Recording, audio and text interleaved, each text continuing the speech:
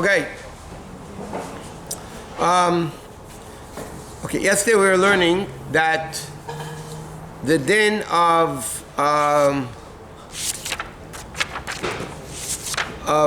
banat, neisin tam by neisin tam, does not apply if it's a very sharp food. In other words, what happens, you take a clean dairy pot and you cook an onion, no liquid, just put an onion in there and cook up the onion, or whatever it is. So then the din is that onion becomes halachic. It's a milk pot. It becomes dairy. If it becomes dairy, you can't eat it with meat. Okay, that's what we were discussing. And even if the veta wasn't used for 24 hours, if you cooked an onion in a milchik pot that wasn't used for 24 hours without liquid, so then that onion becomes dairy and you're allowed to eat it with meat. How's it different than potatoes? 1 second, because potatoes are not sharp. Now, this din only applies if the onion was cooked by itself. But if there's liquid, then the liquid undoes the sharpness of the onion, and therefore it doesn't get, whether it's milk or dairy and so on and so forth. Now, what happens if somebody cooked something sharp in a vessel without any liquid? So they cooked, let's say somebody took an onion and cooked it in a meat pot, but no liquid, just the pot itself. So we learned the onion becomes meat because it was a meat pot. Do you have to wait 6 hours after eating that onion before you can eat dairy? So the halacha is you don't have to wait 6 hours. The onion is halachic, meaning you can't use it with milchiks. You can't eat it together with milk. You can't put it on your lox and cream cheese sandwich, whatever. But you don't have to wait 6 hours after eating the onion, even though it's cooked in that day meat pot. Okay, even though it's sharp.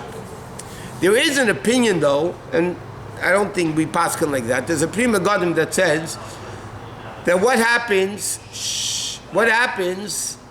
if you had meat, you ate meat, and then a while later you want to eat an onion that was cooked in a dairy pot without liquid.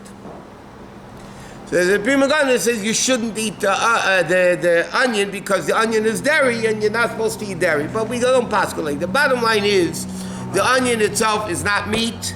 The onion itself is not dairy. You can't eat it. It does become meat and dairy, meaning that you can't eat it directly with milk or meat, the opposite gender, so to speak. But still, it doesn't. You don't have a din of real meat that you have to wait 6 hours. Okay, that's where we're up to. Now, let's learn cold din. By the way, something interesting. Somebody called me today. They had halachic soaking. No, it was milchik soaking in a pan. Kovish. No, is it soaking? No. How do you say soaking in Hebrew? I don't know. Kovish, but not. Mushrei, yeah. Again. Anyway, so what happens if the guy had, it was milchik soaking in a pot, and somebody spritzed by mistake, everything was cold. Some chicken soup, cold chicken soup, into the dairy pot. So I said, you're talking, how long was it soaking for? Was it 24 hours? He said, no, maybe 3 minutes, 4 minutes. I said, it's all cold. So it's all cold. Even if it's really batal b'shishim also. But even without that, it's cold. You take it out, rinse everything under cold water, and then everything's fine. If it would have been 24 hours, then you have an issue. But that's that we learned already. Okay, now what happens if cold things touch each other? Let's say cold meat touches cold cheese. Now we're not talking in wrappers, because in wrappers then it's not actually touching it. What happens if a cold piece of meat touches a cold piece of cheese? So if they're both dry, you don't have to do anything. You don't even have to rinse it. You could just eat the meat or eat the cheese, but not together, obviously. But you don't have to do anything.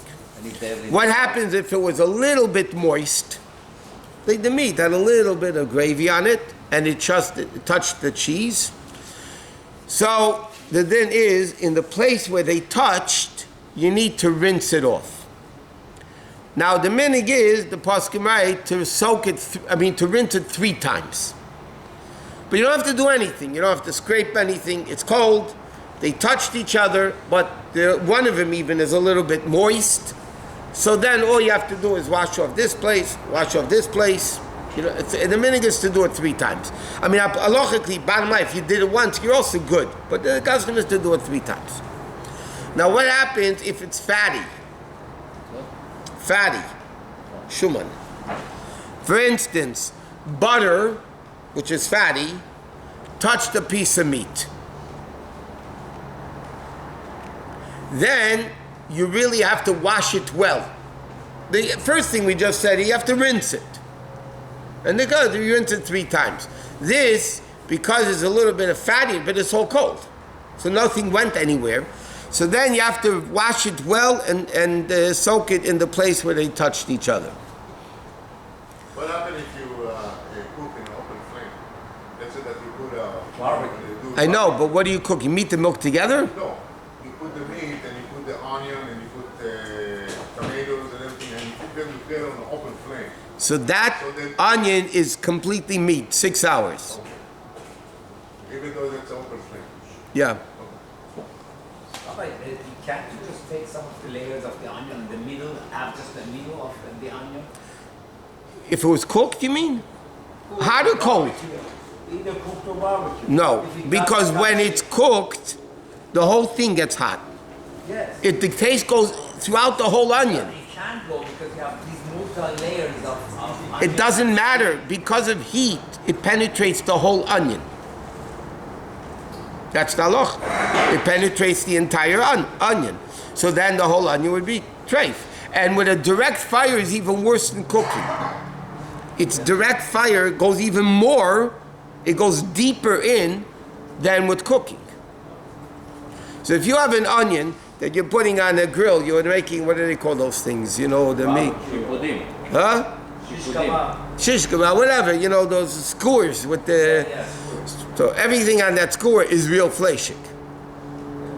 So even if you take barbecue, you clean it and you put the fish on it, it becomes 6 hours. No, if a barbecue is spotlessly cleaned, which is very hard to do, by the way, and you can grill cheese on it. You can grill fish on it as long as it's clean. It's considered. You can't grill cheese on a grill that you barbecued the meat on, obviously.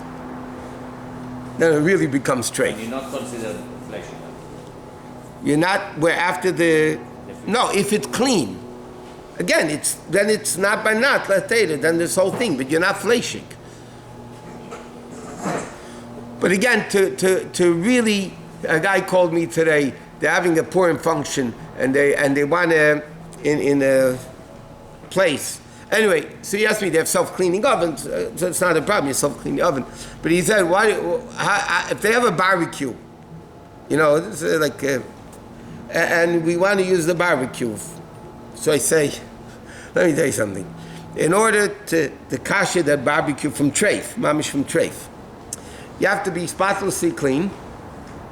You have to kasher the whole thing of the grill, even the top of the grill. With a torch, it has to be made mamish red hot. And you have to change the coals from the bottom. I said, you're talking about work. It pays to buy a new one. So he said, no, they'll use just the kosher ones that they have. They thought, it's there already. Is there any way of koshering it? Open barbecue, outdoor barbecue time.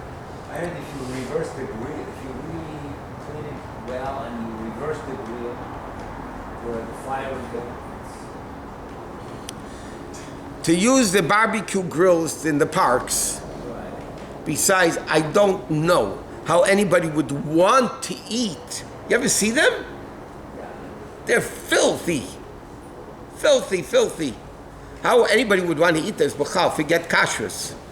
But those things are impossible to kasher, practically speaking. You have to spotlessly clean it. The grill has to be made red hot. Turning it over is not going to help. If this is a grill and turning it over is not going to help. The Because other side was red hot.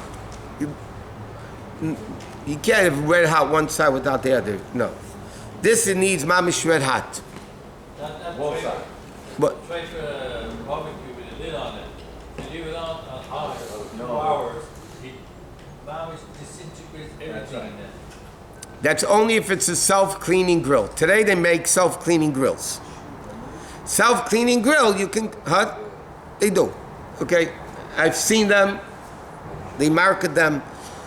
Self-cleaning grills, self-clean. But even then, you have a problem with the coals at the bottom, and you have a problem with the... What Moshe is saying now, self-clean. Self-clean just means a healthy fire bigger than cooking. That's what self-clean is. No, self-clean halachically. Okay, let me say another thing. Okay, my mind's going blank what they're called. 600 degrees. 600 is not Lieben Gomor. Okay? The self-cleaning, the old self-cleaning, not the new ones, goes up to 900 degrees. 900 degrees is what's called Lieben Gomor, Mamish Red Hot. Today, I think it's called Aqualift, if I remember correctly. They have a self-cleaning oven today to save energy and to save a lot of things. They have chemicals in it that you heat it up to 250 only. It only gets up to 250, and it cleans the oven like a self-cleaning would. The problem is that's in cleanliness. Halachically, those new self-cleaning ovens are worthless as far as saying self-cleaning, halachically, because they only get up to 250 degrees, and they have chemicals in it that whatever works in a way that it cleans the oven. But by the way, most of the new ovens today are not the real self-cleaning ovens. They get up to 900 degrees. But when the oven gets up to 600 degrees, that's Lieben Kal. It's the lesser level of Lieben. It's not red hot Lieben. And because the food was directly on the grill, that grill needs to be made mamish red hot. And it's very difficult, practically speaking, to do. And if you make it up to 800 degrees? They say 900 is what's Lieben Gomor. That would be the grill. How about the The whole top, if the food didn't touch there, you don't necessarily need Lieben Gomor. You can sometimes get away with a good Lieben Kal. But that's only if it's clean. If it's not clean, Lieben Kal doesn't help. Lieben Kal means that it's so hot, it depends. Either you touch it, you're going to burn yourself, or you put a straw on the other end, it's going to burn. Okay? Alter Rebbe says both. It depends. There's a whole thing. When Alter Rebbe says you need the Atzalet bay, when you need that. But that's a different issue. But Lieben Kal only works if it's clean. Those grills are not clean. The park grills are... It still doesn't get clean. You look at it, you'll see. The fact is, it doesn't get clean. Okay. Now, what happens if... Okay, one more thing. You have a cold dairy knife that cuts a piece of cold meat. Okay? Cold knife cuts a piece of cold meat.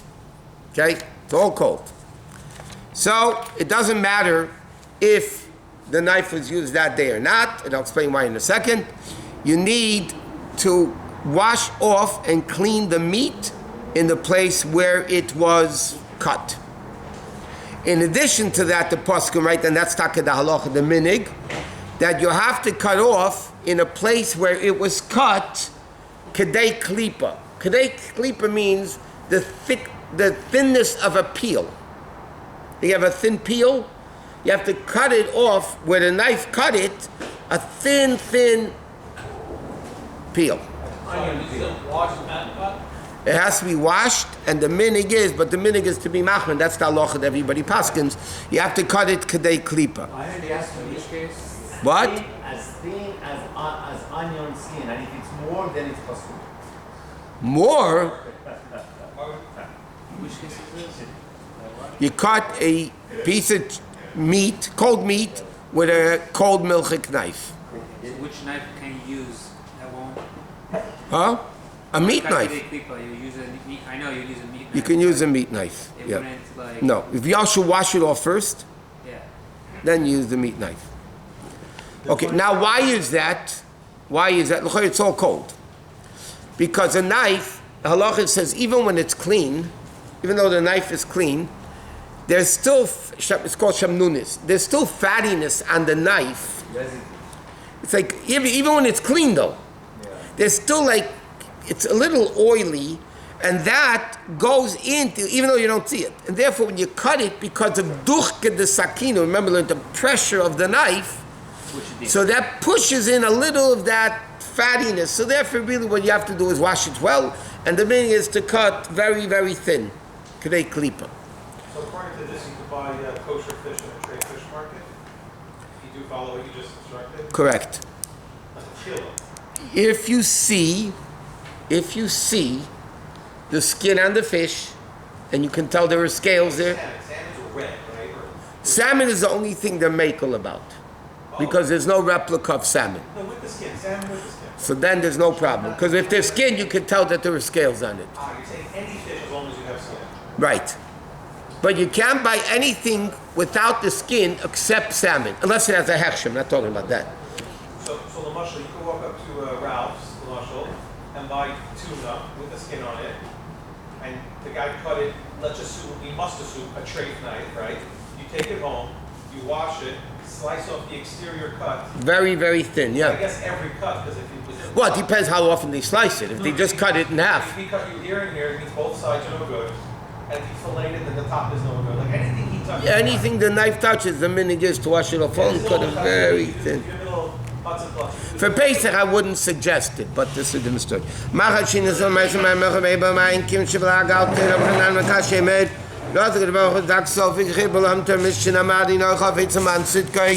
Yagdol Torah v'yadir.